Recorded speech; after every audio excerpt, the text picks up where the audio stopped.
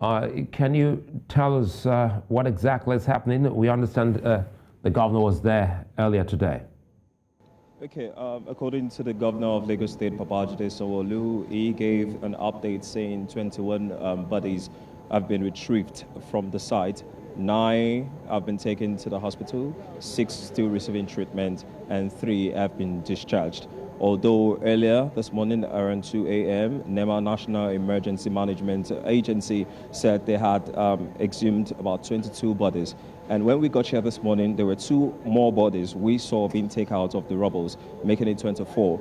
And even right now, as we speak, more bodies are being exhumed from the rubbles and put into the van to be taken away. But we don't know which to stick with. Maybe the governor's 21 bodies or the 24 that we counted earlier, with more to account for now. And during the governor's speech, he also made mention of so many highlights, which I would like to point out. He mentioned the fact that there is no manifest for workers on site currently, which is quite worrisome, and that's been a thing of concern. He also noted that no contractor or project manager has been held accountable aside the Lagos State Building Control Agency boss, Gbolahan Oki, that was suspended by the Lagos State government. As at the time he came, that was around 12 p.m. today, he said he was going to sign an executive order for legal backing of a 5-man inauguration team panel of inquiry that he has set up to look into the matter of the building collapse and to give him reports in 30 days. The team is made up of structural engineer, town planners, builders, and legal practitioners.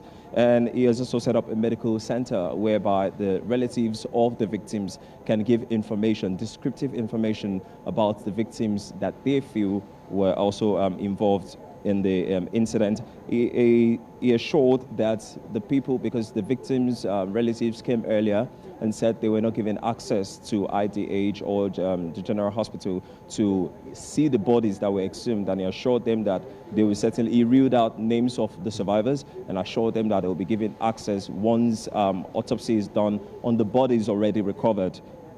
He mentioned that they've set up a missing person hub, help at lagosmind.org, and also a psychosocial support call 0909 6463, and that's the information we have for you currently.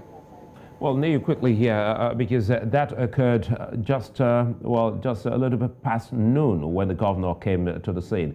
You're there live at the moment. Tell us what you've seen, been there. Are there new recoveries, or of maybe anyone who's a survivor, or recovery of anyone who's dead? Well, chances of survivor is beginning to look dim as the time goes by, because at least I can particularly count 4 to 5 bodies that have been exhumed from the rubbles and no sign of life yet. That is, if we add 5 to the existing 21 that the governor mentioned earlier, that means we'll be having around 25 so far. But if we added it to the existing previous figures of 24, that means we'll be having about 29 so far.